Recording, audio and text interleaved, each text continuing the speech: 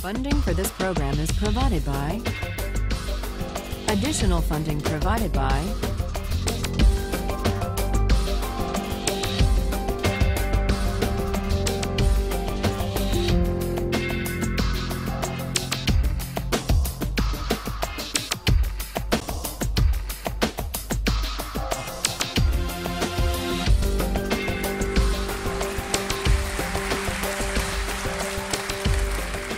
This is a course about justice, and we begin with a story. Suppose you're the driver of a trolley car, and your trolley car is hurtling down the track at 60 miles an hour, and at the end of the track you notice 5 workers working on the track. You try to stop, but you can't. Your brakes don't work. You feel desperate because you know that if you crash into these 5 workers, they will all die. Let's assume you know that for sure. And so you feel helpless until you notice that there is, off to the right, a side track. And at the end of that track, there's one worker working on the track. Your steering wheel works, so you can turn the trolley car, if you want to, onto the side track, killing the one, but sparing the 5. Here's our first question. What's the right thing to do? What would you do? Let's take a poll. How many would turn the trolley car onto the side track? Raise your hands. How many wouldn't? How many would go straight ahead? Keep your hands up, those of you who would go straight ahead. A handful of people would. The vast majority would turn. Let's hear first. Now we need to begin to investigate the reasons why you think it's the right thing to do. Let's begin with those in the majority who would turn to go onto the side track. Why would you do it? What would be your reason? Who's willing to volunteer a reason? Go ahead, stand up. Because it can't be right to kill 5 people when you can only kill 1 person instead. It wouldn't be right to kill 5 if you could kill 1 person instead. That's a good reason. That's a good reason. Who else? Does everybody agree with that reason?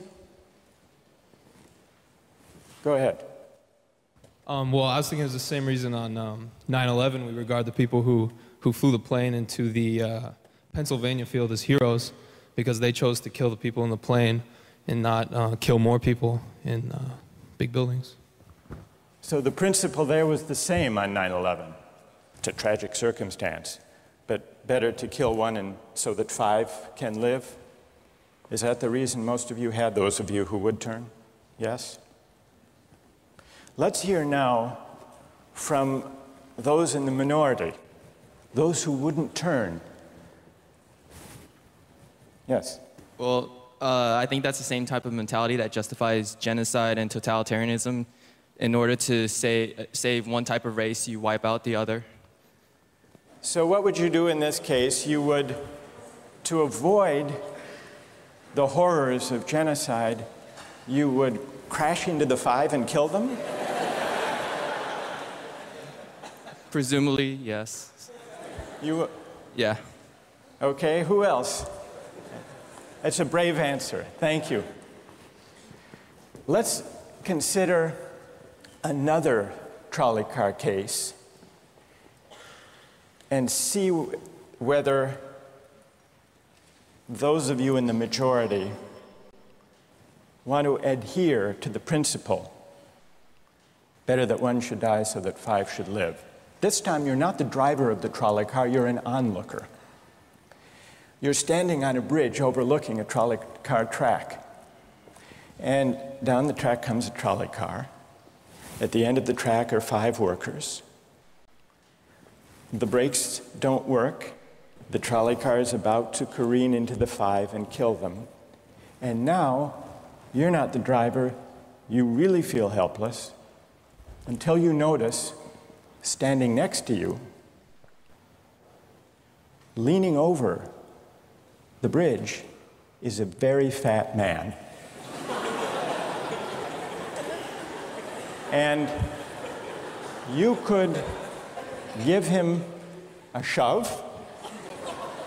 He would fall over the bridge, onto the track, right in the way of the trolley car. He would die, but he would spare the 5. Now,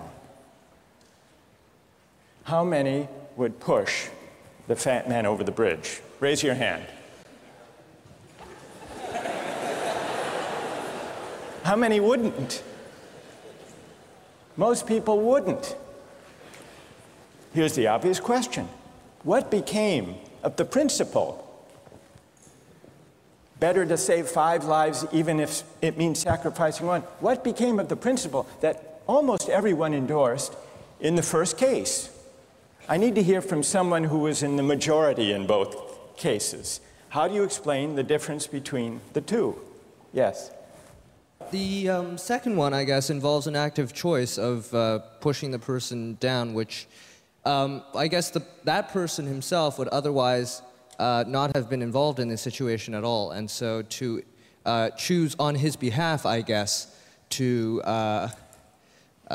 involve him in something that he otherwise would have escaped is, I guess, more than what you have in the first case, where the 3 parties, the driver and the 2 sets of workers, are already, I guess, in the situation.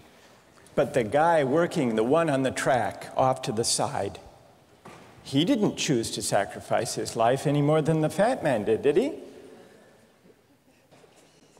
That's true, but he was on the tracks, and you... This guy was on the bridge. Go ahead, you can come back if you want. All right, it's a hard question. All right, you did well. You did very well. It's a hard question. Who else can find a way of reconciling the reaction of the majority in these 2 cases? Yes? Well, I guess in the first case, where you have the 1 worker and the 5, it's choice between those 2, and you have to make a certain choice, and people are going to die because of the trolley car, not necessarily because of your direct actions. The trolley car is a runaway thing, and you're making a split-second choice, whereas pushing the fat man over is an actual act of murder on your part. You have control over that, whereas you may not have control over the trolley car. So I think it's a slightly different situation. All right, who has a reply? No, that's good. Who has a way? Who wants to reply? Is that a way out of this? I don't think that's a very good reason, because you choose to, it's either way you have to choose who dies, because you either choose to turn and kill the person, which is an active conscious thought to turn, or you choose to push the fat man over, which is also an active conscious action. So either way you're making a choice. Do you want to reply? Well, I'm not really sure that that's the case. It just still seems kind of different, the act of actually pushing someone over onto the tracks and killing him. You are actually killing him yourself. You're pushing him with your own hands. You're pushing him. And that's Right. different than steering something that is going to cause death into another. You know, it doesn't good. really sound right saying it now. No, it's good. But I'm up here. It's good. What's your name? Andrew. Andrew. Let me ask you this question, Andrew. Yes. Suppose, standing on the bridge next to the fat man, I didn't have to push him. Suppose he were standing over a trap door that I could open by turning a steering wheel like that.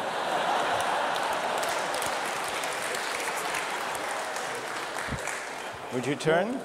For some reason, that still just seems more wrong. Right? I mean, maybe if you accidentally like leaned into the steering wheel or something like that. But, or say that the car is hurtling towards a switch that will drop the trap. Then I could agree with that. Fair enough. It still seems wrong in a way that it doesn't seem wrong in the first case to turn, you say. And in another way, I mean, in the first situation, you're involved directly with the situation. In the second one, you're an onlooker as well. All right. So you have the choice of becoming involved or not by pushing the fat man. Let's forget for the moment about this case. That's good. Let's imagine a different case. This time you're a doctor in an emergency room, and 6 patients come to you. They've been in a terrible trolley car wreck. 5 of them sustained moderate injuries. 1 is severely injured. You could spend all day caring for the 1 severely injured victim, but in that time the 5 would die. Or you could look after the 5, restore them to health, but during that time the 1 severely injured person would die. How many would save the 5? Now is the doctor. How many would save the 1? Very few people. Just a handful of people. Same reason, I assume. 1 life versus 5? Now consider another doctor case.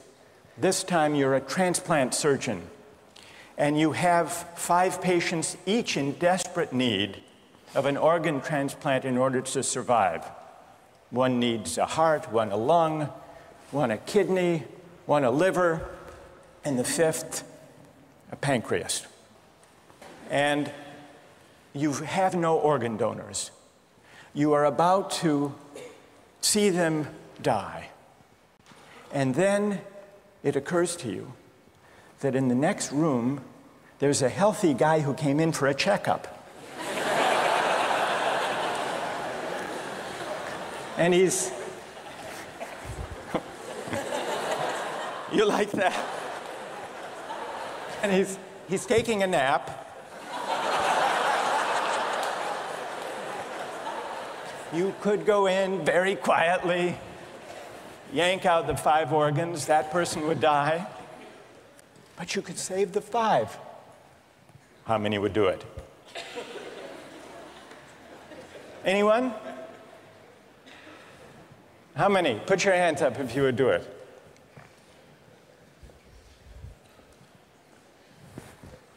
Anyone in the balcony? You would?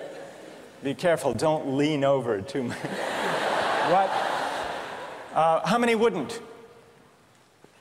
All right, what do you say? Speak up in the balcony, you who would yank out the organs. Why? I'd actually like to explore a slightly alternate possibility of just taking the 1 of the 5 who needs an organ who dies first, and using their 4 healthy organs to save the other 4. That's a pretty good idea. That's a great idea,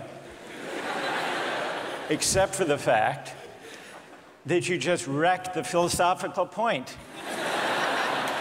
Well, let's step back from these stories and these arguments to notice a couple of things about the way the arguments have begun to unfold. Certain moral principles have already begun to emerge from the discussions we've had.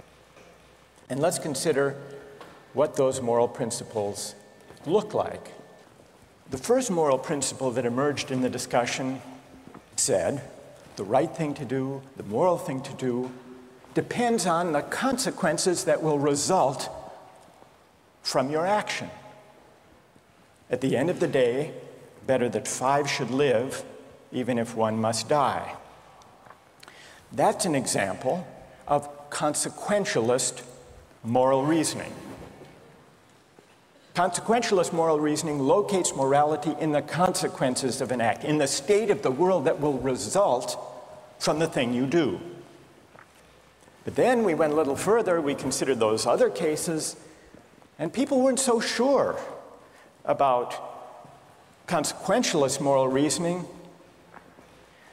When people hesitated to push the fat man over the bridge or to yank out the organs of the innocent patient, people gestured toward reasons having to do with the intrinsic quality of the act itself, consequences be what they may. People were reluctant. People thought it was just wrong, categorically wrong, to kill a person, an innocent person, even for the sake of saving 5 lives. At least people thought that in the second version of each story we considered. So this points to a second categorical way of thinking about moral reasoning. Categorical moral reasoning locates morality in certain absolute moral requirements, certain categorical duties and rights, regardless of the consequences. We're going to explore in the days and weeks to come the contrast between consequentialist and categorical moral principles. The most influential example of consequential moral reasoning is utilitarianism, a doctrine invented by Jeremy Bentham, the 18th century English political philosopher. The most important philosopher of categorical moral reasoning is the 18th century German philosopher Immanuel Kant. So we will look at those two different modes of moral reasoning, assess them, and also consider others. If you look at the syllabus, you'll notice that we read a number of great and famous books. Books by Aristotle, John Locke, Immanuel Kant, John Stuart Mill, and others.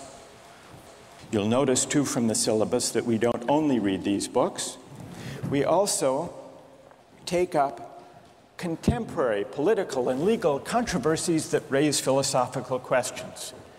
We will debate equality and inequality, affirmative action, free speech versus hate speech, same-sex marriage, military conscription, a range of practical questions.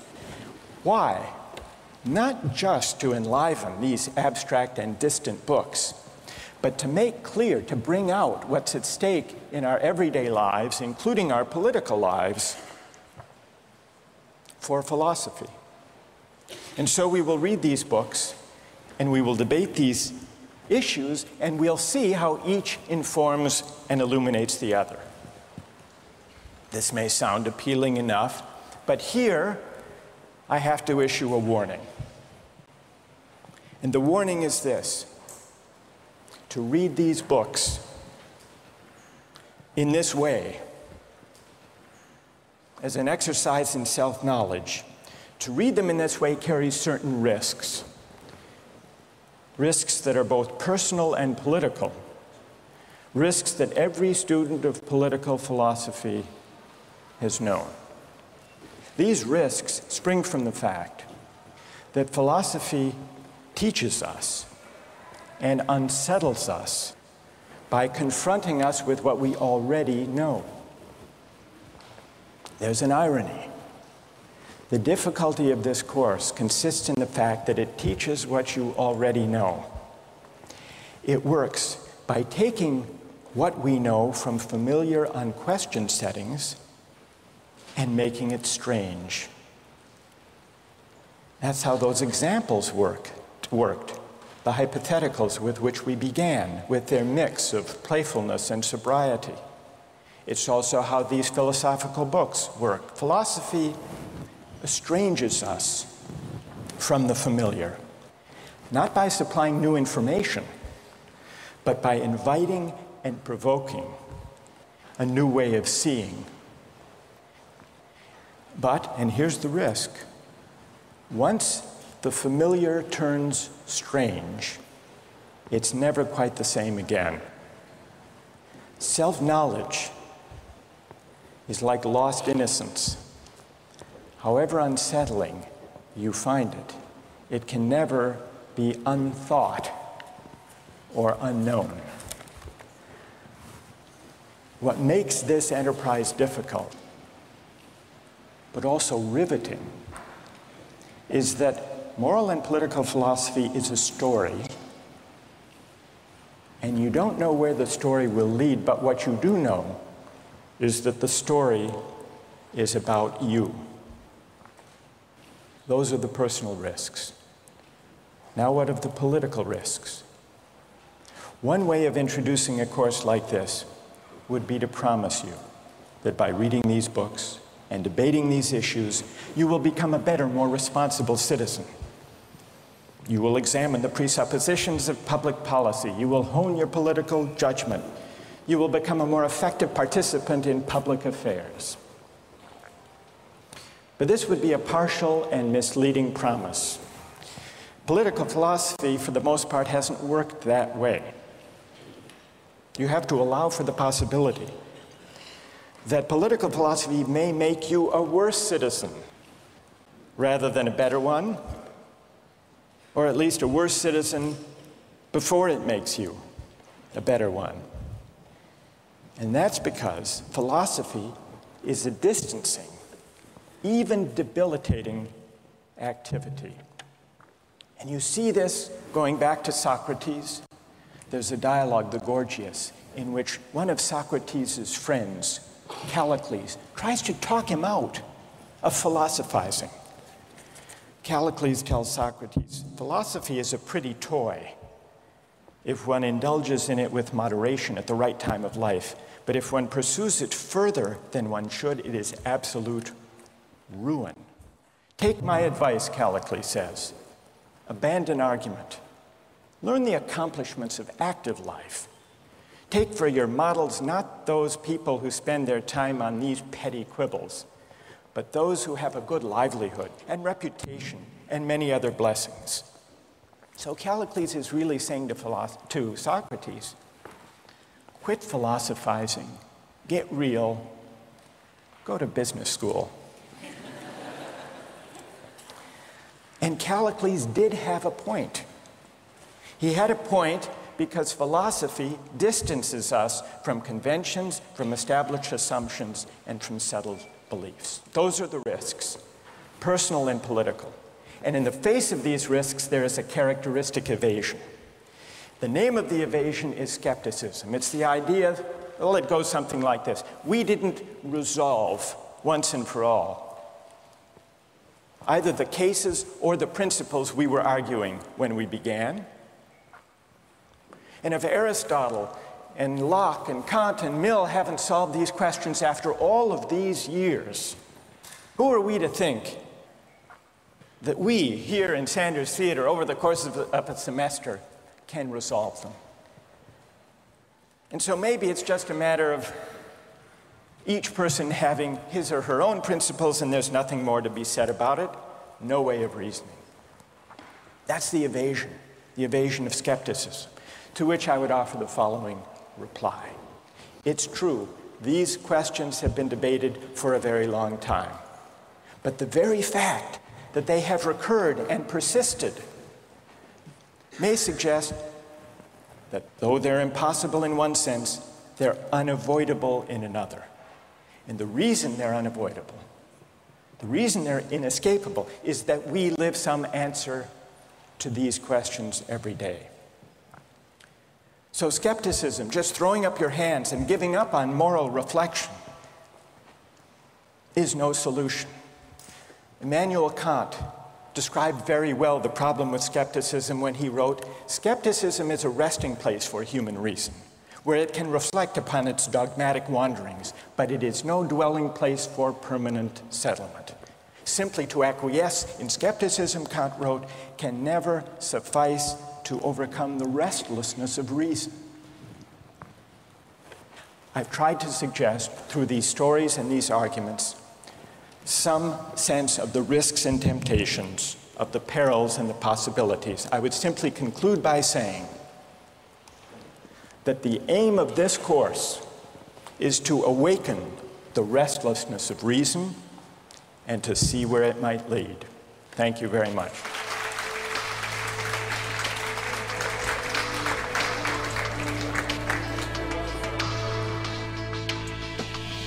Like, in a situation that desperate, you have to do what you have to do to survive. You have to do what you have to do. You got to do what you got to do, pretty much. If you've been going 19 days without any food, you know, someone just has to take the sacrifice. Someone has to make the sacrifice, and people can survive. All right, that's good. What's your name? Marcus. Marcus. What do you say to Marcus?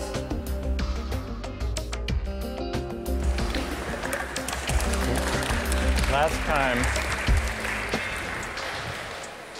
we started out last time with some stories, with some moral dilemmas about trolley cars and about doctors and healthy patients vulnerable to being victims of organ transplantation, we noticed two things about the arguments we had.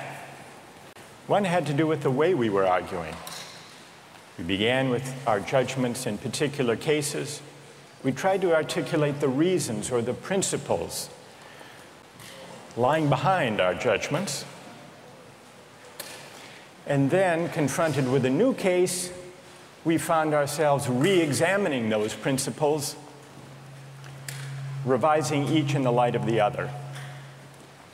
And we noticed the built-in pressure to try to bring into alignment our judgments about particular cases and the principles we would endorse on reflection. We also noticed something about the substance of the arguments that emerged from the discussion. We noticed that sometimes we were tempted to locate the morality of an act in the consequences, in the results, in the state of the world that it brought about. And we called this consequentialist moral reasoning.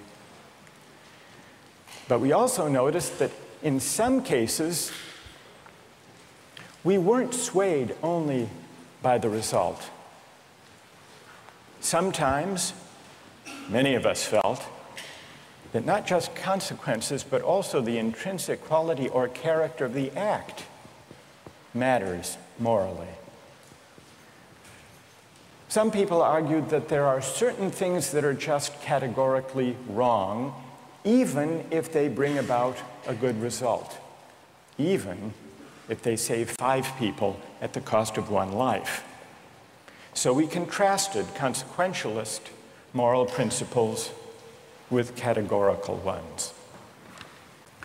Today, and in the next few days, we will begin to examine one of the most influential versions of consequentialist moral theory, and that's the philosophy of utilitarianism. Jeremy Bentham, the 18th century English political philosopher, gave the first clear systematic expression to the utilitarian moral theory. And Bentham's idea, his essential idea, is a very simple one, with a lot of morally intuitive appeal. Bentham's idea is the following: the right thing to do, the just thing to do, is to maximize utility. What did he mean by utility? He meant by utility the balance of pleasure over pain, happiness over suffering.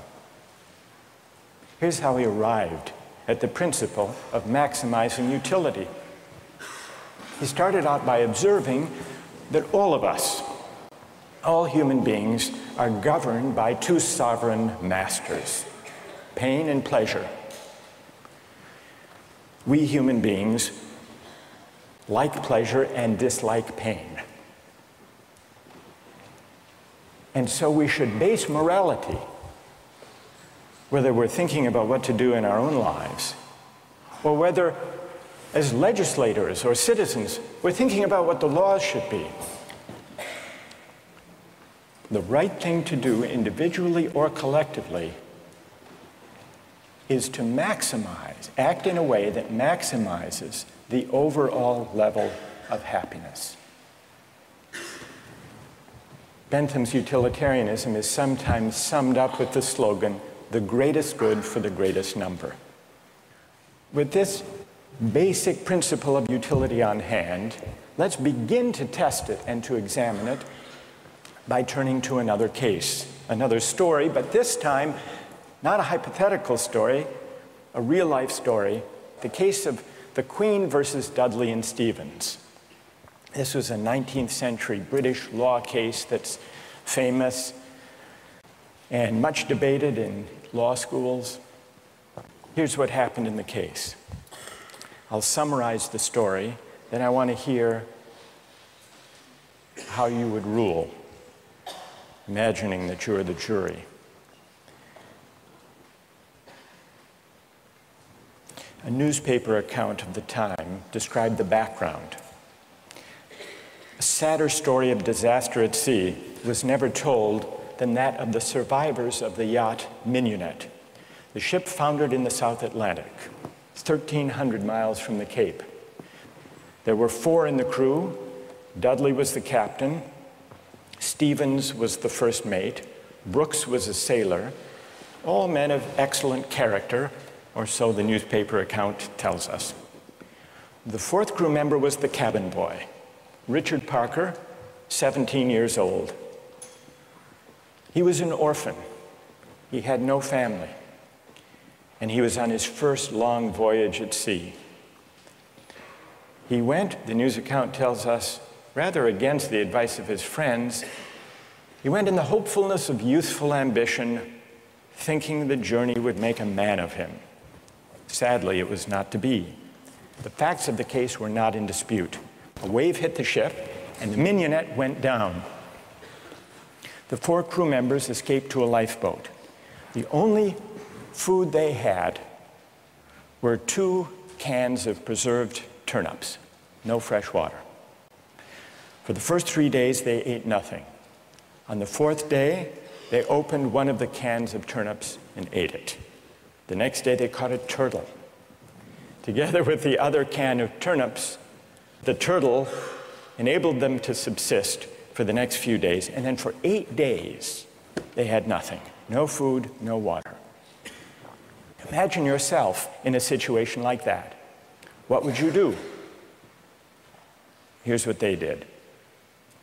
By now, the cabin boy, Parker, is lying at the bottom of the lifeboat in the corner because he had drunk seawater against the advice of the others, and he had become ill, and he appeared to be dying. So on the 19th day, Dudley, the captain, suggested that they should all have a lottery, that they should draw lots to see who would die to save the rest. Brooks refused.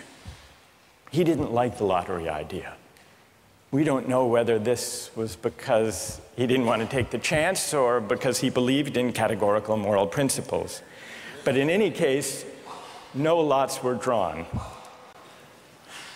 The next day, there was still no ship in sight, so Dudley told Brooks to avert his gaze, and he motioned to Stevens that the boy Parker had better be killed. Dudley offered a prayer. He told the boy his time had come, and he killed him with a penknife, stabbing him in the jugular vein. Brooks emerged from his conscientious objection to share in the gruesome bounty. For 4 days, the 3 of them fed on the body and blood of the cabin boy. True story. And then they were rescued. Dudley describes their rescue in his diary with staggering euphemism, quote, "On the 24th day, as we were having our breakfast, a ship appeared at last.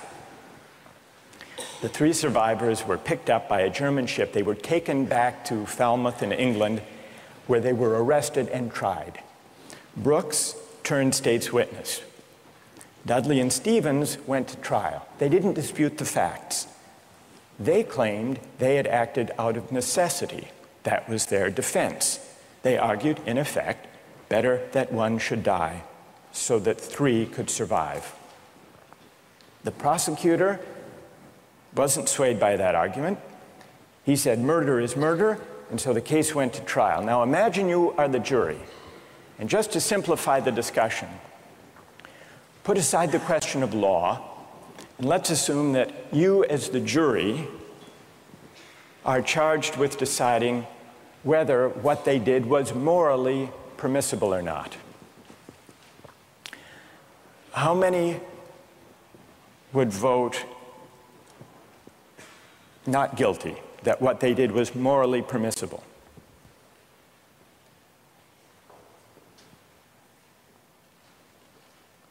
And how many would vote guilty, what they did was morally wrong? A pretty sizable majority. Now let's see what people's reasons are, and let me begin with those who are in the minority. Let's hear first from the defense of Dudley and Stevens. Why would you morally exonerate them? What are your reasons? Yes?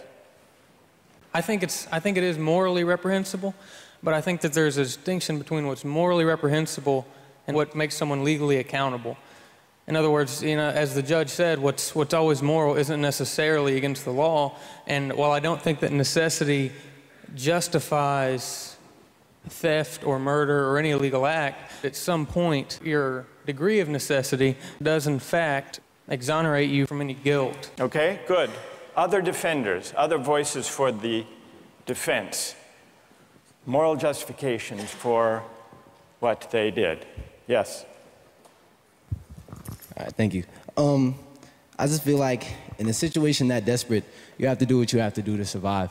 You have to do what you have to do. You got to do what you got to do, pretty much. If you've been going 19 days without any food, someone just has to take the sacrifice. Someone has to make the sacrifice, and people can survive. Right. And furthermore, from that, let's say they survive, and then they become productive members of society who go home and start like a million charity organizations and this and that and this and that. I mean, they benefit everybody in the end. Yeah. So, I mean, I don't know what they did afterwards. They might have gone and like, I don't know, kill more people, whatever. But what? What if they went home and they turned out to be assassins? What if they went going home and turned out to be assassins? Well, you'd want to know who they assassinated. That's true too. That's fair. That's fair. Okay. I want to know who they assassinated. All right, that's good. What's your name? Marcus. Marcus. All right. We've heard a defense. A couple of voices for the defense. Now we need to hear from the prosecution. Most people think what they did was wrong. Why? Yes. One of the first things that I was thinking was, oh, if they haven't been eating for a really long time, maybe they're mentally affected, and so then that could be used as a defense, a possible argument that, oh, they weren't in the proper state of mind, they weren't making decisions they might otherwise be making. And if that's an appealing argument, that you have to be in an altered mindset to do something like that, it suggests that people who find that argument convincing do think that they were acting immorally. But I want to know what you think. You defend them. You vote. You vote to convict, right? Yeah, I don't think that they acted in a morally appropriate way. And why not? What do you say? Here's Marcus. He just defended them. He said, you heard what he said. Yes. Yes. That you've got to do what you've got to do in a case like that. Yeah. What do you say to Marcus? That there's no situation that would allow human beings to take the idea of fate or the other people's lives in their own hands, that we don't have that kind of power. Good. Okay. Thank you. And what's your name? Britt. Britt? Yes. Okay. Who else? What do you say? Stand up. I'm wondering if Dudley and Stephen had asked for Richard Parker's consent in, dying, if that would that exonerate them from an act of murder? And if so, is that still morally justifiable? That's interesting. All right, consent. Wait, hang on. What's your name? Kathleen. Kathleen says, suppose they had asked, what would that scenario look like? So in the story, Dudley is there, penknife in hand, but instead of the prayer, or before the prayer, he says, Parker, would you mind? We're desperately hungry, as Marcus empathizes with. We're desperately hungry. You're not going to last long anyhow. Yeah. You can be a martyr. Would you be a martyr? Yeah. How about it, Parker? Then what do you think? Would it be morally justified then? Suppose Parker, in his semi-stupor, says, okay. I don't think it would be morally justifiable, but I'm wondering even then it wouldn't be. No. You don't think that even with consent, it would be morally justified. Are there people who think, who want to take up Kathleen's consent idea and who think that that would make it morally justified. Raise your hand if it would, if you think it would. That's very interesting. Why would consent make a moral difference? Why would it? Yes. Well, I just think that if he was making his own original idea and it was his idea to start with, then that would be the only situation in which I would see it being appropriate in any way. Because that way you couldn't make the argument that he was pressured, you know, it's 3-to-1 or whatever the ratio was. Right. And I think that if he was making a decision to give his life, then he took on the agency to sacrifice himself, which some people might see as admirable, and other people might disagree with that decision. So if he came up with the idea, that's the only kind of consent we could have confidence in morally, then it would be okay. Otherwise, it would be kind of coerced consent under the circumstances, you think. Is there anyone who thinks that even the consent of Parker would not justify their killing him? Who thinks that? Yes, tell us why. Stand up. I think that Parker would be killed with the hope that the other crew members would be rescued. So there's no definite reason that he should be killed because you don't know when they're going to get rescued. So if you kill him, it's killing him in vain. Do you keep killing a crew member until you're rescued and then you're left with no one? Because someone's going to die eventually. Well, the moral logic of the situation seems to be that they would keep on picking off the weakest, maybe, one by one, until they were rescued. And in this case, luckily, they were rescued when 3 at least were still alive. Now, if Parker did give his consent, would it be all right, do you think, or not? No. No. It still wouldn't be right. And tell us why it wouldn't be all right. First of all, cannibalism, I believe, is morally incorrect. So you shouldn't be eating a human anyway. So cannibalism is morally objectionable as such. So then, even on the scenario of waiting until someone died, still it would be objectionable. Yes, to me personally. I feel like it all depends on one's personal morals. And like, we can't sit here and just, like, this is just my opinion. Of course, other people are going to disagree. But well, we'll see. Let's see what their disagreements are, and then we'll see if they have reasons that can persuade you or not. Let's try that. All right. Let's, now, is there someone who can explain, those of you who are tempted by consent, can you explain why consent makes such a moral difference? What about the lottery idea? Does that count as consent? Remember, at the beginning, Dudley proposed a lottery. Suppose that they had agreed to a lottery, then how many would then say it was all right? Suppose there were a lottery, cabin boy lost, and the rest of the story unfolded. Then how many people would say it was morally permissible?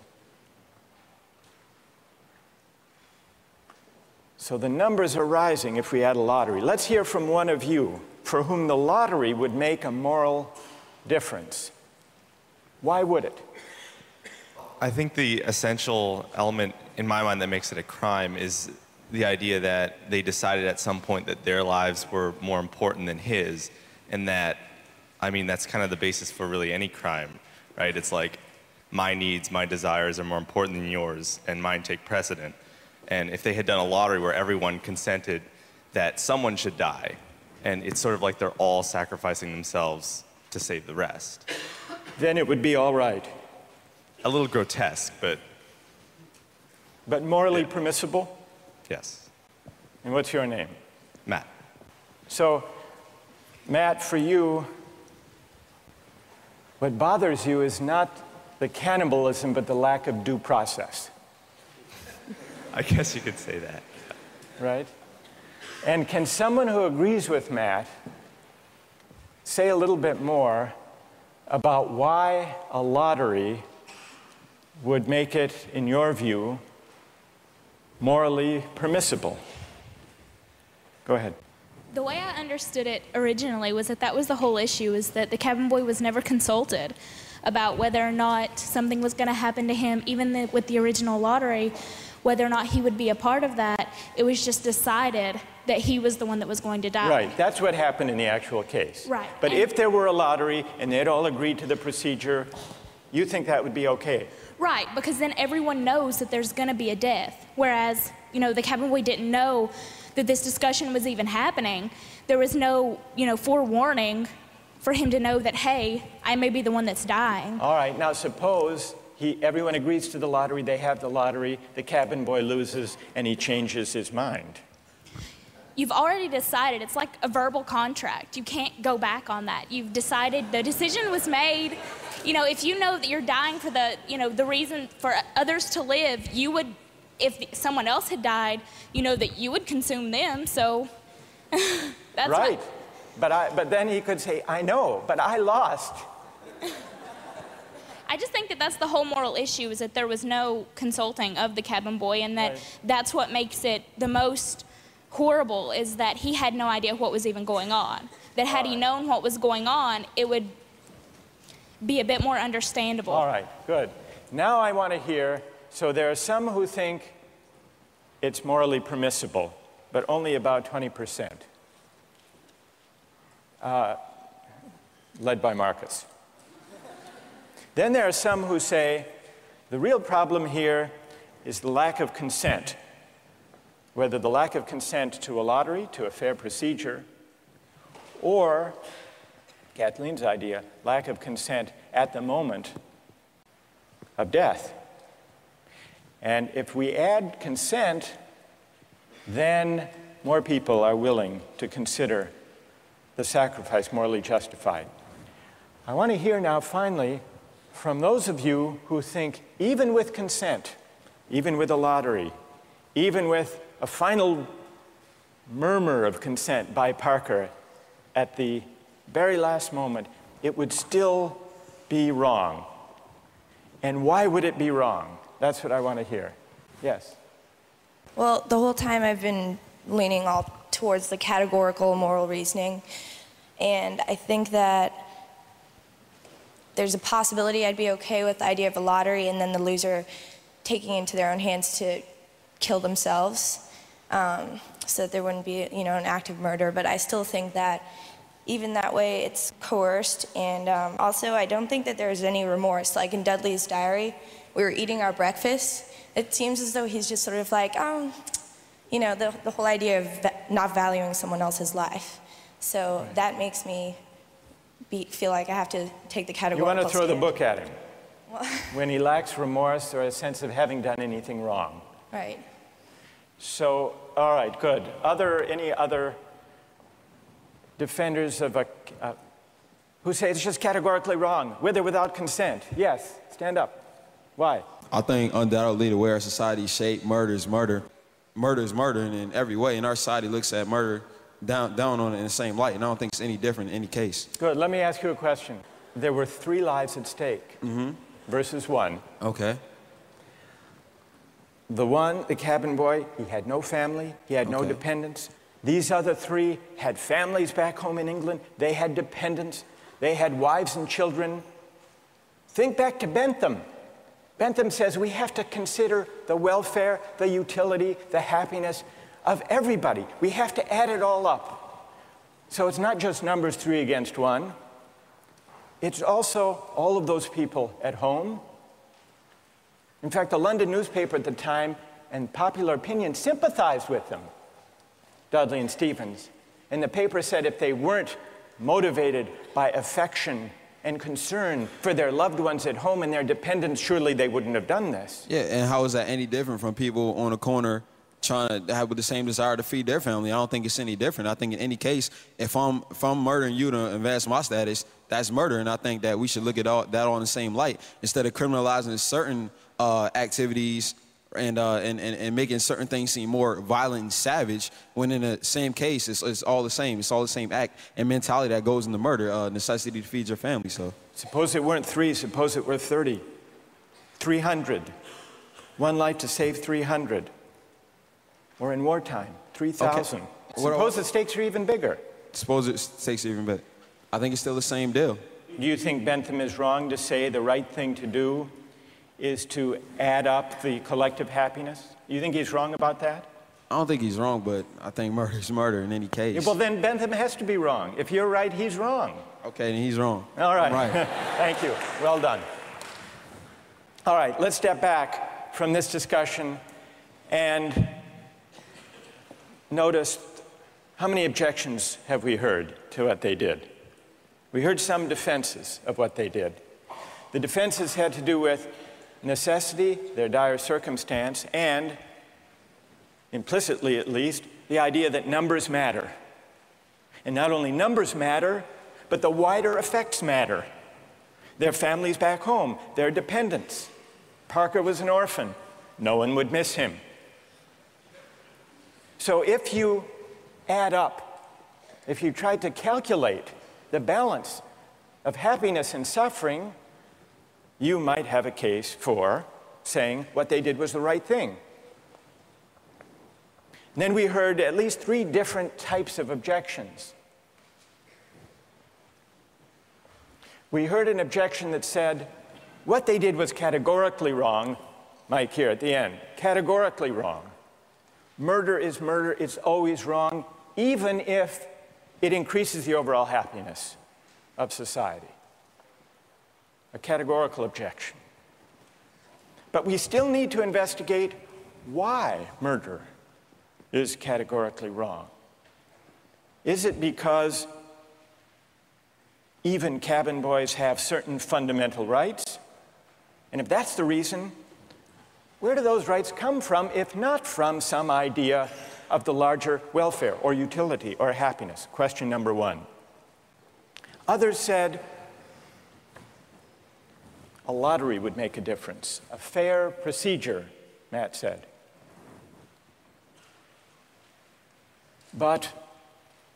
And some people were swayed by that. That's not a categorical objection exactly. It's saying everybody has to be counted as an equal, even though at the end of the day, one can be sacrificed for the general welfare. That leaves us with another question to investigate. Why does agreement to a certain procedure, even a fair procedure, justify whatever result flows from the operation of that procedure? Question number 2. And question number 3, the basic idea of consent. Kathleen got us onto this. If the cabin boy had agreed himself, and not under duress, as was added, then it would be all right to take his life to save the rest. And even more people signed on to that idea. But that raises a third philosophical question. What is the moral work that consent does? Why does an act of consent make such a moral difference that an act that would be wrong, taking a life without consent, is morally permissible with consent? To investigate those 3 questions, we're going to have to read some philosophers. And starting next time, we're going to read Bentham and John Stuart Mill, utilitarian philosophers. Don't miss the chance to interact online with other viewers of Justice. Join the conversation, take a pop quiz, watch lectures you've missed, and learn a lot more. Visit justiceharvard.org. It's the right thing to do.